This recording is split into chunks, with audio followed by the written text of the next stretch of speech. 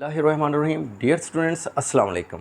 Students, आपका physics teacher Asif Javed. Student, आज हम सेकेंड ईयर फ़िज़िक्स का एक बहुत ही इंपॉर्टेंट टॉपिक, पेपर के पॉइंट ऑफ व्यू से भी बहुत ही इंपॉर्टेंट टॉपिक है और ये अक्सर पेपर में आ भी जाता है, तो ये है मोशनल ईएमएफ। तो स्टूडेंट्स, हम टॉपिक स्टार्ट करते हैं। देखिएगा स्टूडेंट्स, ये डेफिनेशन है, the EMF induced by the motion of conductor across magnetic field. जब हम मैग्नेटिक फील्ड के अंदर किसी कंडक्टर को मूव करवाते हैं तो वहाँ पे एक ईएमएफ इंड्यूस होती है, उसे कहते हैं मोशनल ईएमएफ, जो कि कंडक्टर की मोशन की वजह से पैदा होती है, इसलिए मोशनल ईएमएफ इसका नेम है। तो इसके लिए हमारे पास फार्मूला है EMF is equal to minus VBL sine theta. Students देखिएगा, इसमें हमारे पास यहाँ पे एक मैग्नेटिक फील्ड है और आप जानते हैं ये क्रॉस के जो निशान होते हैं ये इस चीज़ का सबूत हैं कि यहाँ पे जो मैग्नेटिक फील्ड है वो इनटू द पेपर है, यानी कि मैग्नेटिक फील्ड बोर्ड की तरफ है, मैग्नेटिक लाइंस जो है वो अंदर की तरफ जा रही हैं। और यहाँ पे हमने दो पैरेलल मेटल रेल्स ले ली हैं और यहाँ पे उनको इस तरह से रखा है, ठीक है। और इनके दरमियान में यहाँ पे हमने एक गैल्वेनोमीटर लगाया है ताकि हम चेक कर सकें कि किस तरह से करंट पैदा हो रहा है, ठीक है, और किस तरह से EMF जनरेट हो रही है। स्टूडेंट्स, अब हम यहाँ पे एक कंडक्टर हम इसके ऊपर प्लेस कर देते हैं, ठीक है। और इस कंडक्टर की जो लेंथ है वो हमारे पास L है, ठीक है। तो इस कंडक्टर की जो लेंथ है वो क्या है, L है, ठीक है।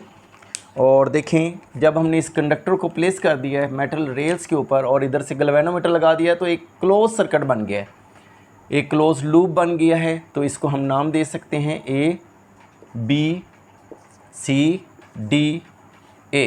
ये हमारे पास एक क्लोज लूप बन गया ABCDA।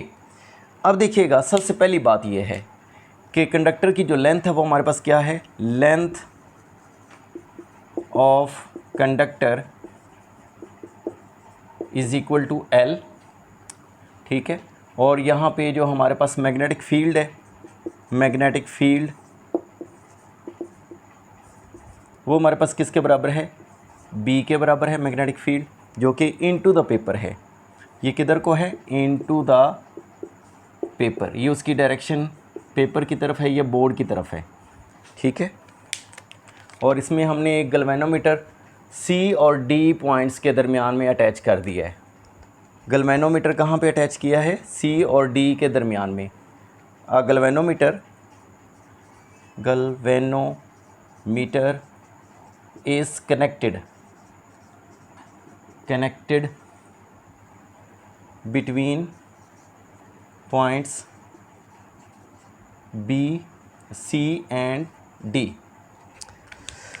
अब देखिए स्टूडेंट्स, सबसे पहली बात, पहला पॉइंट यहाँ पे ये डिस्कस करेंगे कि जब हमारे पास ये कंडक्टर यहाँ पे स्टेशनरी है, ठीक है, तो उस वक़्त यहाँ पे गैल्वेनोमीटर शो करेगा zero deflection. When conductor is stationery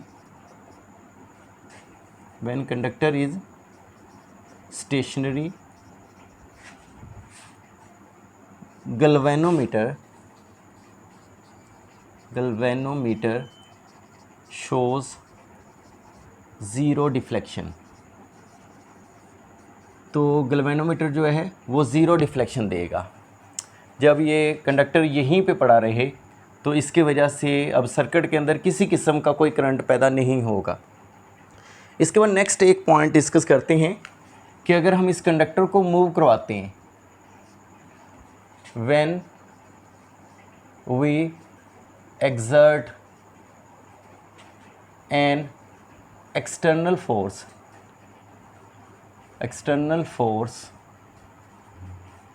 on the conductor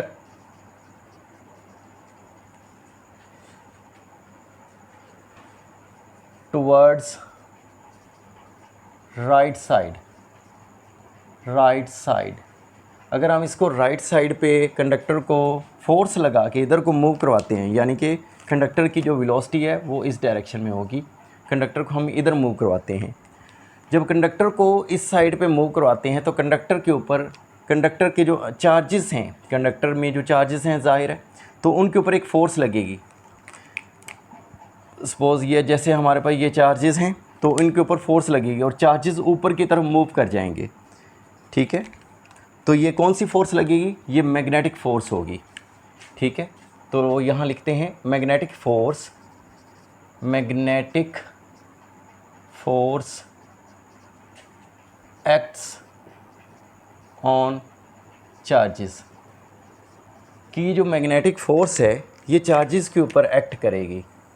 जब हम कंडक्टर को मूव करवाएंगे, ये देखिएगा इसकी डायरेक्शन को हम राइट हैंड पाम रूल से भी चेक कर सकते हैं कि मैग्नेटिक फील्ड जो है वो इनटू द पेपर है या इनटू द बोर्ड है। जिधर को हथेली की जो हाथ की उंगलियां हैं राइट हैंड की, उधर को मैग्नेटिक फील्ड है, और ये जो थंब है ये कंडक्टर की मोशन को या वेलोसिटी को शो कर रहा है। तो इसका मतलब है जो चार्जेस के ऊपर फोर्स लगेगी वो नॉर्मल टू द पाम, यानी कि जिधर को हथेली है, हथेली का नॉर्मल है, इसके ऊपर यहाँ पे जो चार्जेस मौजूद होंगे उनके ऊपर फोर्स ऊपर की तरफ लगेगी, और ये चार्जेस यहाँ पे पॉजिटिव चार्जेस यहाँ पे इकट्ठे हो जाएंगे। ठीक है, और बाकी नेगेटिव चार्जेस नीचे आ जाएंगे, क्योंकि यहाँ पे कौन सी फोर्स लग रही है? ये मैग्नेटिक फोर्स है, और मैग्नेटिक फोर्स जो होती है ये पॉजिटिव चार्जेस के ऊपर जो है वो अपवर्ड उनको डिफ्लेक्ट करवाती है, और नेगेटिव चार्जेस को अंदर की तरफ डिफ्लेक्ट करवाती है, जैसे कि हमने चार्ज टू मैस रेशो में पढ़ चुके हैं। अब स्टूडेंट्स यहाँ पे पॉजिटिव चार्जेस की कसरत हो जाएगी, ज़्यादा हो जाएंगे, और वो इस तरह से मूव करना शुरू कर देंगे सर्किट में। इस तरह से करंट इस तरह से फ़्लो करेगा, और जैसे ही ये करंट फ़्लो करेगा तो गैल्वेनोमीटर यहाँ पे शो करेगा डिफ्लेक्शन। अब ये मैग्नेटिक फोर्स एक्ट करती है चार्जेस के ऊपर, तो उसके लिए हमारे पास ये फार्मूला है F is equal to q v cross b. अब स्टूडेंट्स इसको हम इस तरह से भी मैग्नीट्यूड फॉर्म में लिख सकते हैं, F is equal to q v b sine theta. अब स्टूडेंट्स ये जो थीटा है ये कंडक्टर की वेलोसिटी और मैग्नेटिक फील्ड के दरमियान में है, जो कि theta is the angle between, theta किसके दरमियान में एंगल है? ये वेलोसिटी, कंडक्टर की वेलोसिटी एंड मैग्नेटिक फील्ड के दरमियान में है। ठीक है, और इस वक्त थीटा कितना है? Theta is equal to 90 degree.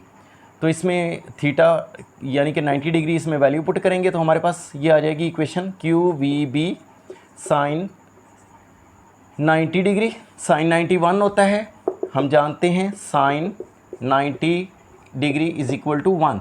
तो ये फोर्स हमारे पास ये मैग्नेटिक फोर्स है, तो यहाँ पे हम छोटा सा b लिख सकते हैं, क्योंकि मैग्नेटिक फील्ड को b से रिप्रेजेंट करते हैं। तो ये मैग्नेटिक फोर्स है वो किसके बराबर आ जाएगी? Q v b. साइन 91 है, उसको लिखने की ज़रूरत ही नहीं है। ये हमारे पास एक मैग्नेटिक फोर्स की वैल्यू आ चुकी है स्टूडेंट्स। ठीक है, तो इसको हम लिख लेते हैं इक्वेशन नंबर 1। अब देखें कि जैसे ही अब आप देख सकते हैं कि पॉजिटिव चार्जेस ऊपर चले गए, नेगेटिव चार्जेस नीचे आ गए, तो एक कंडक्टर, ये वाला जो कंडक्टर है ये तो एक बैटरी के तौर पर बिहेव कर रहा है, यानी कि ये एक बैटरी बन गई है, और बैटरी में जो पॉजिटिव और नेगेटिव चार्जेस के दरमियान में जो पोटेंशियल डिफरेंस होता है वो एक इलेक्ट्रिक फील्ड जनरेट करता है। अब यहाँ पे इलेक्ट्रिक फोर्स भी इसका मतलब है पैदा हो गई है, और ये इलेक्ट्रिक फोर्स चार्जेस को, ये पॉजिटिव पोटेंशियल है, ये हाई पोटेंशियल है, और ये लो पोटेंशियल है। ठीक है, तो ये चार्जेस हाई पोटेंशियल से लो पोटेंशियल की तरफ मूव करना शुरू कर देंगे जैसे ही कंडक्टर को पुल करते जाएंगे। कंडक्टर के पुल करने की वजह से ये पॉजिटिव चार्जेस यहाँ पे कसरत के साथ इकट्ठे होंगे और आगे मूव करते जाएंगे। तो यहाँ पे देखें हमारे पास इलेक्ट्रिक फोर्स जो है स्टूडेंट्स, इलेक्ट्रिक फोर्स इसके ऊपर एक्ट कर रही है। अब जैसे हमने एक हमारे पास ये हेडिंग बनी है magnetic force acts on charges, इसी तरह से यहाँ पे लिखेंगे कि इलेक्ट्रिक फोर्स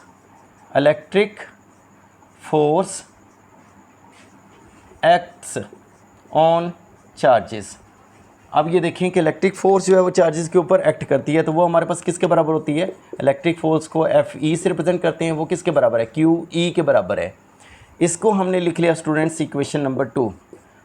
ठीक है, अब देखिएगा कि जब हमने कंडक्टर को मूव करवाना रोक दिया है तो उस वक्त यहाँ के जो पॉजिटिव चार्जेस हैं वो आगे मूव कर गए, उनकी तादाद भी कम हो जाएगी, और नेगेटिव, तो इनकी जब जो क्वांटिटी है जो बराबर हो जाएगी, बैलेंसिंग इक्वेशन स्टेट आ जाएगी। तो बैलेंसिंग स्टेट को हम डिस्कस कर लेते हैं, या इसको हम कह सकते हैं equilibrium state.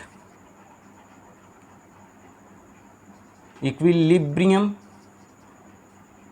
State, equilibrium state में क्या होगा स्टूडेंट्स, देखिएगा, उसमें जब इलेक्ट्रिक फोर्स और ये जो हमारे पास है इलेक्ट्रिक फोर्स और मैग्नेटिक फोर्स दोनों आपस में बराबर हो जाएंगे। जब ये दोनों आपस में बराबर हो जाएंगी तो इनकी वैल्यूज़ को पुट करते हैं। यहाँ पे देखिए इलेक्ट्रिक फोर्स हमारे पास किसके बराबर है, क्यू ई के बराबर है, और मैग्नेटिक फोर्स हमारे पास है क्यू वी बी। तो ये क्यू क्यू से कैंसिल हो जाएगा, और यहाँ पे हमारे पास ये ई के लिए क्या फार्मूला आ गया है, वी बी। इसको हम इक्वेशन नंबर 3 लिख लेते हैं। तो स्टूडेंट्स अब हम ऐसा करते हैं कि एक हम पोटेंशियल ग्रेडियंट का रिलेशन पढ़ चुके हैं, ठीक है, तो उसको हम यहाँ पे यूटिलाइज़ करते हैं by using relation of potential gradient. Potential gradient का रिलेशन जो है उसको हम यहाँ पे यूज़ कर रहे हैं, क्योंकि उसके मुताबिक वहाँ से भी हम इलेक्ट्रिक फील्ड की वैल्यू निकाल सकते हैं। तो यहाँ से हमारे पास एक इलेक्ट्रिक फील्ड की वैल्यू निकल चुकी है, वो हमारे पास है वी बी, और पोटेंशियल ग्रेडियंट के मुताबिक हमारे पास ये होता है E is equal to minus delta v, यानी पोटेंशियल में जो चेंज है वो पोटेंशियल में change with respect to distance होता है। तो यहाँ पे डिस्टेंस हमारे पास लेंथ है, ठीक है। अब इसको हमने इक्वेशन नंबर 4 का नाम दे दिया स्टूडेंट्स। अब ये इक्वेशन नंबर 3 और 4 को कंपेयर कर देते हैं। तो देखिएगा, by comparing equation number 3 and 4। अब इक्वेशन नंबर 3 और 4 को कंपेयर करते हैं तो हमारे पास क्या रिलेशन आ जाएगा, देखें, यहाँ पे हमारे पास है minus delta V over L is equal to V B. अगर ये एल इधर जाकर मल्टीप्लाई हो जाता है तो हमारे पास किसके बराबर आ जाएगा, ये माइनस भी उधर चला जाएगा, तो हमारे पास यहाँ पे सिर्फ डेल्टा वी किसके बराबर आ जाएगा, माइनस वी बी एल बन जाएगा, ठीक है स्टूडेंट्स। यहाँ पे हमारे पास आ गया डेल्टा वी किसके बराबर आ चुका है, माइनस वी बी एल। तो देखें ये डेल्टा वी यानी पोटेंशियल डिफरेंस क्रिएट हो चुका है। अब स्टूडेंट्स यहाँ पे देखें कि यहाँ पे पोटेंशियल ज़्यादा था, ये वी बी है, यहाँ पे पोटेंशियल ज़्यादा है, और ए पे पोटेंशियल कम था, ठीक है। जब चार्जेस ऊपर मूव कर गए, इलेक्ट्रिक फील्ड जनरेट हुई, तो यहाँ का पोटेंशियल वी ए कहलाएगा, ठीक है। तो ये V B maximum potential minus V A minimum potential, तो ये किसके बराबर आ गया, माइनस वी बी एल। तो ये जो पोटेंशियल डिफरेंस है यही तो हमारे पास असल में ईएमएफ है, ठीक है। ये किसके बराबर आ गई, EMF is equal to minus V B L, ठीक है।